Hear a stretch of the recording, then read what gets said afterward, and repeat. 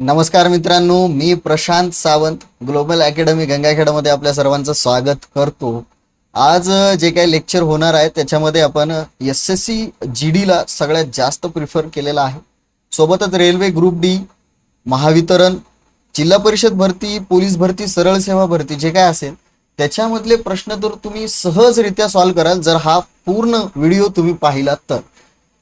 बघूया, आपण जिथं ऑफलाईन मध्ये थांबलो होतो तिथूनच पुढं आपण कन्सेप्ट घेण्याचा प्रयत्न करतोय. आपण ऑफलाईन मध्ये चक्रवाढ व्याज असताना थांबलो होतो. ते समजून घेण्याआधी आपण कन्सेप्ट समजून घेऊ. सरळ व्याज काय असतं ते. सरळ व्याज जे आहे मित्रांनो, हा जर कन्सेप्ट तुम्ही समजून घेतलं तर चक्रवाढ व्याज समजून घ्यायला खूप सोपं होऊन जातं. उदाहरणार्थ जर आपण बघितलं, सरळ व्याज जर 100 रुपये 10% दराने 100 रुपये जर तुम्ही कोणाला दिले 2 वर्षासाठी, तर 100 रुपयाचे 10% होतात 10 रुपये.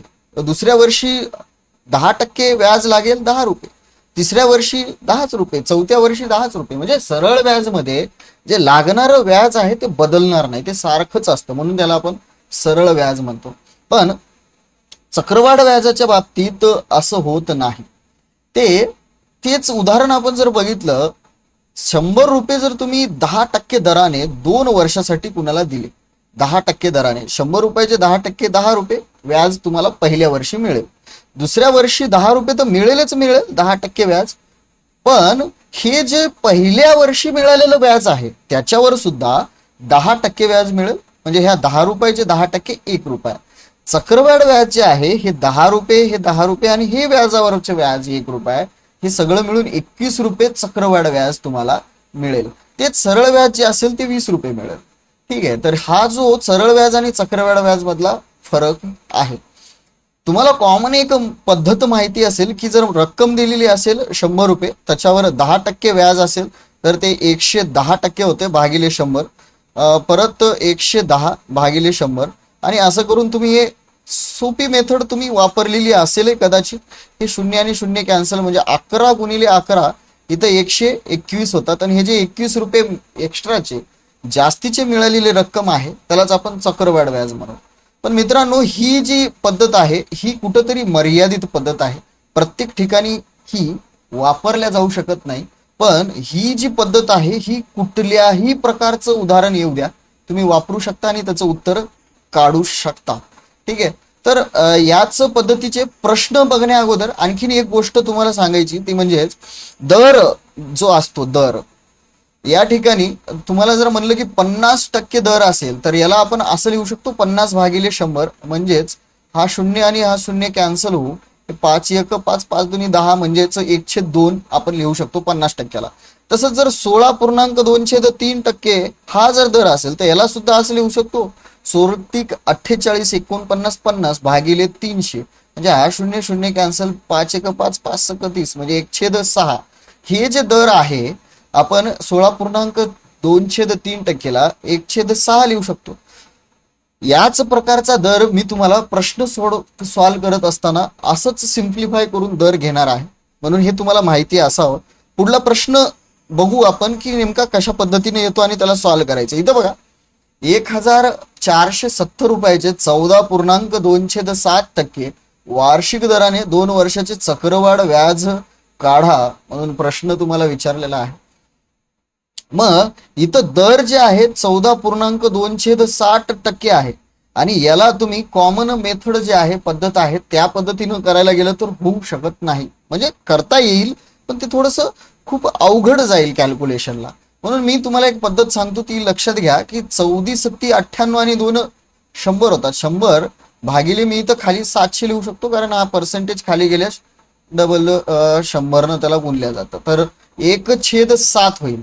मी मग ह्या 1470 जी की रक्कम आहे त्याचे पहिल्या वर्षी 1/7% किती होतात, तर 1/7% नाही, 1/7 किती होतात, 7 2 14 7 1 7 7 0.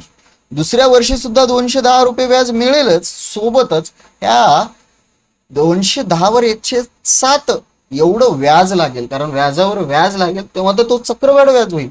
मग 7 त्रिक 21 आणि 7 0 0, म्हणजेच हे सगळं मिळून 210 आणि 210 420 अधिक 30, म्हणजेच आपल्याला सांगता येईल की 450 रुपये आपलं चक्रवाढ व्याज होईल 2 वर्षाचं. मित्रांनो, अपेक्षा करतो तुम्हाला समजत असेल. पुढला प्रश्न बघूया.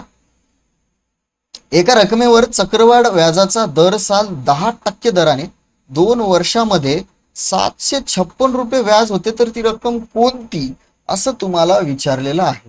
तर मित्रांनो, आता हे व्याज तुम्हाला दिलेलं नाही, रक्कम काढा म्हणले, तर आपण काय करू की रक्कम जी आहे ती 100 युनिट मानू. 100 युनिट एवढी रक्कम आहे मानू, आणि याच्यावर 10% जर दर बघितला तर ते असेल 10% जर ह्याचे घेतले तर 10 रुपये. दुसऱ्या वर्षी सुद्धा 10 रुपये, सोबतच या 10 रुपयाची सुद्धा 10% म्हणजे 1 रुपया. हे सगळं मिळून व्याज आपल्याला जे काय भेटल ते भेटल 21 युनिट. आणि हे 21 युनिट जे व्याज आहे तेच या आपल्याला 756च्या बरोबर घेत आहे, कारण 756 हे देखील 2 वर्षाचंच व्याज आहे 10% दराने. आणि रक्कम आपल्याला काढायची जी मानलेली आपण 100 युनिट. 21 युनिटची किंमत जर 756 रुपये असेल तर 100 युनिटची किंमत आपण काढू शकतो. पण लक्षात घ्या, युनिटच्या खाली युनिट घेणं विसरू नका. असं करून याचा तिरपा गुणाकार जर केला तर 100 गुणिले 756 भागिले 21 असं करून आपण उत्तर काढू शकतो. 7 त्रिक 21, 7 1 7, 7 0 0, 7 8 56, परत 3 भाग घालतो, 3 1 3, 3 त्रिक 9, 1 उरतं आणि 3 संग 18. म्हणजे या ठिकाणी उत्तर असेल 100 गुणिले 36 म्हणजे 3600 रुपये ती रक्कम असेल. आपण सरळ सरळ सांगू शकतो. हेच आपला आन्सर आहे मित्रांनो. पुढला प्रश्न बघू. पुढला प्रश्न असा आहे की एका रकमेवर दर साल 10 दराने 2 वर्षाचे सरळ व्याज दिले मित्रांनो 240 रुपये. तर त्याच रकमेवर त्याच दराने तेवढ्याच मुदतीसाठी चक्रवाढ व्याज किती होईल असा प्रश्न विचारलेला आहे. हे 240 रुपये जे व्याज आहे ते सरळ व्याज आहे, ते आहे 2 वर्षाचं. तर आपल्याला माहिती आहे की 2 वर्षाचं 240 आहे, तर 1 वर्षाचं किती असेल आपण सरळ तिरपा गुणाकार करून काढू शकतो. म्हणजे 240 भागिले 2, बे 1 बे, बे 2 4, बे 0 0, म्हणजे एका वर्षाचं व्याज जे आहे 120 रुपये असेल. मग मला माहिती आहे की हे जे 120 रुपये आहे हे कोणातरी रकमेचे 10% आहेत. दुसऱ्या वर्षी 10% 120च रुपये असणार आहे सरळ व्याज. पण आपल्याला चक्रवाढ व्याज विचारले म्हणून ह्या 120 चे सुद्धा 10% आपल्याला काढावं लागतील आणि ते होतील 12. आणि ह्या जे आपल्याला दिलेली आहे 2 वर्षाचं 240 रुपये सरळ व्याज, त्याच्यामध्ये चक्रवाढ व्याज 12 रुपयाची भर पडेल आणि ते जर आपण याच्यामध्ये मिळवले तर ते होतील 252 रुपये आणि हे असेल चक्रवाढ व्याज. हेच आपलं आन्सर आहे मित्रांनो. अपेक्षा करतो तुम्हाला कळत असेल. ठीक आहे, पुढला प्रश्न बघू. पुढला प्रश्न बघा. एका रकमेवर 5% वार्षिक दराने 3 वर्षाचे सरळ व्याज 1200 रुपये होते, तर चक्रवाढ व्याज काय होईल असा प्रश्न विचारलेला आहे. सेम तसाच प्रश्न आहे जे अगोदर विचारला होता, पण ते 2 वर्षाचा होता, 3 वर्षाचा. 3 वर्षाचं या ठिकाणी 1200 रुपये व्याज आहे, तर एका वर्षाचं किती होईल तिरपा गुणाकार करतो तर इथं आपल्याला भेटून जाईल. एका वर्षाचं आहे ते 400 रुपये सरळ व्याज भेटेल. मग आपल्याला 3 वर्षाचं चक्रवाढ व्याज करायचं. सरळ व्याज 400 रुपये, हे 400 रुपये आणि हे 400 रुपये, हे तर झालं सरळ व्याज. पण चक्रवाढ व्याज पाहिजे म्हणून हे जे आहे 400 रुपयावर 5% चक्रवाढ व्याज लागेल आणि 5% 400 रुपयाचे होतात, तर हे 10% 40 आणि 5% त्याच्या अर्धे म्हणजे 20, हे की नाही. आणि परत हे झालं 2 वर्षाचं. पण तिसऱ्या वर्षी जे आहे या 400 वर सुद्धा 5% व्याज लागेल की नाही, तर ते असेल 20 रुपये. या 400 वर सुद्धा 5% व्याज लागेल, ते असेल 20 रुपये. आणि हे बघा या 20 रुपयावर सुद्धा 5% व्याज लागेल, ते असेल 1 रुपया. आणि जे काही सरळ व्याजामध्ये चक्रवाढ व्याजाची भर पडल ती असेल या ओढ्याची, म्हणजेच ते असतील 61 रुपये. आणि पहिलं होतं 1200, म्हणजे 1261 रुपये हे चक्रवाढ व्याज असेल मित्रांनो, ह्या जे काही रक्कम असेल त्या रकमेवरच. ठीक आहे, पुढला प्रश्न बघू. हा प्रश्न बघा. 2000 रुपयाचे 10.20% दराने 3 महिन्याचे 1 वर्ष 3 महिन्याचे चक्रवाढ व्याज काढा म्हणून तुम्हाला सांगितलेलं आहे. हे देखील तसंच सोडू या. बघू या ठिकाणी बघा 2000 रुपये आहेत 20% दराने. 20% दराने पहिल्या वर्षी तर किती भेटल तर 10% 200, 20% होतील 400, बरोबर आहे. पहिल्या वर्षी 400 रुपये व्याज भेटल आणि दुसऱ्या वर्षी नाही पाहिजे आपल्याला, पूर्ण नाही पाहिजे आपल्याला, 3 महिन्याचं पाहिजे. पण मी काय करतो, तर दुसऱ्या वर्षी पूर्ण वर्षाचं काढतो, काय होईल तर 20% याचे सुद्धा 400 होतात आणि परत 20% याचे किती होतात, तर याचे 80 रुपये होतात. आता बघा, हे जे आहे पहिल्या वर्षीचं 400 रुपये मान्य आहे, हे की नाही, हे 400 रुपये पहिल्या वर्षीचं मान्य आहे. पण हे जे दुसऱ्या वर्षीचं आहे 480 रुपये व्याज, हे मान्य नाही. कारण हे जे आहे 12 महिन्याचं व्याज आहे, मला 3 महिन्याचं पाहिजे मित्रांनो. 12 महिन्याचं व्याज जर 480 रुपये होत असेल तर 3 महिन्याचे किती, असं करून मी तिरपा गुणाकार करतो. तिरपा गुणाकार 480 गुणिले 3 भागिले 12 आणि 12 एक 12, 12 चोक 48 आणि हा 0, म्हणजे 4 त्रिक 12, 120 रुपये दुसऱ्या वर्षामध्ये 3 महिन्याचं व्याज आपल्याला मिळेल. आणि ते जर हे पहिल्या वर्षाचं, हे पूर्ण 1 वर्षाचं आणि हे जे आहे हे 3 महिन्याचं व्याज आहे मित्रांनो, 3 महिन्याचं ते आहे 120. या दोघांची जर बेरीज केली तर आपल्याला भेटतं 520 रुपये 1 वर्ष 3 महिन्याचं व्याज असेल. आणि हेच आपलं उत्तर आहे मित्रांनो. पुढला प्रश्न बघू. अपेक्षा करतोय तुम्हाला समजत आहे, आणि समजत असेल तर लाईक करा, चॅनलला सबस्क्राईब करा. हा कन्सेप्ट जो आहे अतिशय डिटेलमध्ये पाहिजे असेल तर ते सुद्धा तुम्ही कमेंटमध्ये मला सांगा, सजेशन करा की याला खूप स्पीड होत असेल तेही सांगा. तुम्ही तुमचं जे काही अडचणी असतील तर प्लीज मला माझ्यापर्यंत पोहोचा. हा माझं पहिलं लेक्चर आहे, एक्सपिरियन्स नाहीये मला ऑनलाईन शिकवायचा. ऑफलाईनमध्ये मी बऱ्यापैकी शिकवतो. हे बघा, समीरने 15,000 रुपये एका वर्षासाठी 10% वार्षिक दराने चक्रवाढ व्याजाने घेतले. जर व्याज 6 माही देय असेल तर एका वर्षाची रास काय होईल, असा प्रश्न त्यांनी विचारलेला आहे. ठीक आहे, तर हे देखील तसंच करायचा प्रयत्न करू. पण 6 माही असल्या कारणानं मित्रांनो, समजा एका वर्षाचं व्याज तुम्हाला किती पाहिजे, वर्षाचं व्याज तुम्हाला पाहिजे 10%, बरोबर आहे. एका वर्षाचं 10% पाहिजे तर 6 महिन्याचं किती असेल मित्रांनो, 6 महिन्याचं अर्धा असेल. 6 महिन्याचं 5% व्याज तुम्हाला घ्यावं लागलं ना 6 महिन्याला, कारण वर्षाला 5 म्हणजे 6 महिन्याला, वर्षाला 10% म्हणजे 6 महिन्याला 5% तुम्हाला व्याज लागावं लागेल. तर बघा, ही परत तसंच करायचा प्रयत्न करतो की 15,000 रुपये रक्कम आहे, 6 महिने हे दुसरे 6 महिने, 5% व्याज आहे, तर ह्याचे 15,000 रुपयाचे 5% होतात 750 रुपये, आणि हे सुद्धा 750 रुपये. पण व्याजावर व्याज लागेल 5%, ते असेल याचे 5%, 10% होतात 75, आणि 5% त्याचे अर्धे, म्हणजे अर्धे करायचे असतील 2 भागा, 2×6 1 उरला, 2×7 14, परत 1 उरला, पॉईंट दिला, 2×5 10.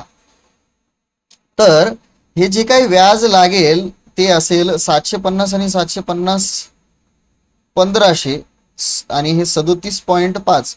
रास आपल्याला विचारली, हे बघा इथं रास विचारली. रास म्हणजे मुद्दल सुद्धा आपल्याला घ्यावं लागेल, ते आहे 15,000 रुपये. 15,000 रुपये मुद्दल. ह्या सगळ्यांची जर बेरीज केली तर आपल्याला व्याज भेटून जाईल 7 3 5 6 1, हे पॉईंटच्या खाली पॉईंट, म्हणजे 16,537 रुपये, 37.5 रुपये ही आपली रास असेल मित्रांनो.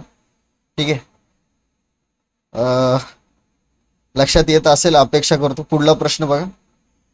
एका रकमेचे दर साल दर शेकडा 16.2% दराने 2 वर्षाचे चक्रवाढ व्याज 780 रुपये होत असेल तर रक्कम काढा असा प्रश्न आहे. एका रकमेचे इथं सुद्धा जे आहे 16.2% दराने 2 वर्षाचे चक्रवाढ व्याज तुम्हाला सांगितलंय की 780 रुपये होते. तर 16 त्रिक 48 49 50 छेद 300. मी थोडंसं मॉडिफाय करून घेतो, याला सिम्प्लिफाय करून घेतो, सॉरी, दराला, तरी हे होईल. आणि रक्कम तुम्हाला विचारली कोणती. तर मित्रांनो, आता इथं जर मी 100 युनिट रक्कम मानली आणि याचे 1/6 घेतले तर पूर्ण भाग जाणार नाही. म्हणून मला अशी एखादी रक्कम घ्यावी लागेल ज्याला 6 भाग जाईल. अशा वेळेस काय करायचं, तर जेवढ्या वर्षाचं चक्रवाढ व्याज काढायचं तुम्हाला सांगितलेलं आहे तेवढा याचा वर्ग घ्यायचा किंवा मग तेवढा याचा घात घ्यायचा. तर 2 वर्षाचं म्हणले म्हणून मी 6चा वर्ग घेतो आणि ते असतो 36. मी मानतो की 36 युनिट ती रक्कम असेल. आणि ह्याचे 1/6 किती होतात तर 6, परत ह्याचे 1/6 किती होतात तर तेही 6, आणि हे व्याजावर व्याज लागेल ते होतात ह्याचे 1/6 होतात 1. हे जे आहे हे चक्रवाढ व्याज 6 आणि 1 म्हणजे 13 युनिट या ठिकाणी चक्रवाढ व्याज असेल. आणि ते आपल्याला सांगितले 780 आहे, म्हणजे 13 युनिटची किंमत मी 780 रुपये या ठिकाणी घेऊ शकतो. मला ती रक्कम विचारली तर 36 युनिट किती, मी तिरपा गुणाकार करून याचं उत्तर काढू शकतो. ते आहे 780 गुणिले 36 भागिले 13. मग 13 1 13, 13 संग 78 आणि हा 0. परत 6 न याला गुणतो, 6 6 36 ला 6, 8 आले 3, 6 18 आणि 3 होतात 21. त्याच्यावर हा 0 म्हणजेच 2160 रुपये ती रक्कम असेल आणि हेच आपलं उत्तर आहे मित्रांनो. ठीक आहे, बघूया पुढला प्रश्नाकडे वळू. हे प्रश्न बघा की 8320 रुपयाचे 12.5% वार्षिक दराने 2 वर्षाचे चक्रवाढ व्याज काढा, असा एक प्रश्न विचारलाय. सोबतच त्यांनी विचारले केवळ दुसऱ्या वर्षाचे चक्रवाढ व्याज काढा. ठीक आहे, आणि तिसरा प्रश्न यांनी याच्यामध्येच विचारलाय 2 वर्षाचे सरळ व्याज आणि चक्रवाढ व्याज मधला फरक काढा. तर मित्रांनो या प्रकारचा प्रश्न करायचा आहे तर सेम तीच मेथड करू. आधी दराला सिम्प्लिफाय करू. 12.5% याचा अर्थ 12.1/2% घेतो. 12 2 24 आणि 25/200 याचा अर्थ घेतो 25 1 25 25 8 200. तर हे जे आहे दर आहे आणि रक्कम आपल्याला सांगितली आहे 8320 रुपये. आणि याचे जर बघितले तर 1/8 किती होतात, तर 8 1 8, 8 चौक 32, 8 0 0. दुसऱ्या वर्षी सुद्धा 140 असेल, पण याचे व्याजावर व्याज लागत ते 1/8 140 ची घ्यावं लागतील आपल्याला. ते असतील 8 1 8 उरले 6, 8 7 56 उरले किती तर 4, पॉइंट दिला ते 40 झाले आणि 8 5 40. तर मित्रांनो इथं आपल्याला सगळ्याच प्रश्नांची उत्तरं काढायला मिळतील. तर आपल्याला चक्रवाढ व्याज विचारले तर ते असेल 140 140 आणि 17.5 म्हणजेच असेल 5 7 4 4 8 आणि 1 9 आणि हे पॉइंटच्या खाली पॉइंट म्हणजे हे असेल चक्रवाढ व्याज मित्रांनो 2 वर्षाचं. दुसरा प्रश्न केवळ दुसऱ्या वर्षाचे चक्रवाढ व्याज हे असेल काय असेल तर हे 5 7 आणि 5 4 आणि 1 5 आणि 1 हे केवळ दुसऱ्या वर्षाचे असेल मित्रांनो, दुसऱ्या वर्षाचे चक्रवाढ व्याज. फरक विचारलाय तर फरक या ठिकाणी हा जो असतो सरळ व्याज आणि चक्रवाढ व्याजला मधला फरक या ठिकाणी आपल्याला मिळत असतो. आपण सुरुवातीच्याच प्रश्नामध्ये हे बघितलंय की हे 17.5 जे आहे तो आहे फरक सरळ व्याज आणि चक्रवाढ व्याज मधला. हे तिन्ही प्रकारचे आन्सर आपण या पद्धतीने काढू शकतो. खूप सोपी मेथड आहे. पुढला प्रश्न बघा. पुढला प्रश्न असा आहे की 5,000 रुपयावर दर साल दर शेकडा 10 दराने 3 वर्षासाठीच्या सरळ व्याज व चक्रवाढ व्याज यातील फरक काढा. तर 5,000 रुपये जे आहेत याच्यावर दर साल दर शेकडा या ठिकाणी दिलेला आहे 10 दराने. तर 10 दराने 3 वर्षाचे आहे म्हणून मी 3 रेषा घेतो या ठिकाणी. 3 वर्ष ह्या 3 रेषा दाखवतील. 10 दराने म्हणल्याच्या नंतर ह्या 5,000 चे 10 500 होतील. दुसऱ्या वर्षी 500, तिसऱ्या वर्षी सुद्धा 500. हे सरळ व्याज असेल. पण आपल्याला चक्रवाढ व्याज काढायचं आणि त्याच्यातला फरक सुद्धा पाहिजे. तर मित्रांनो ह्याचे 10% असेल, दुसऱ्या वर्षी 50 रुपये व्याज लागेल. आणि तिसऱ्या वर्षाची जर गोष्ट कराल तर त्याच्यावर ह्या व्याजावर सुद्धा 50 रुपये व्याज लागेल. ह्या व्याजावर सुद्धा 50 रुपये 10% व्याज लागेल. आणि ह्या 50 वर सुद्धा मित्रांनो 10% व्याज लागेल, ते म्हणजे 5 असेल.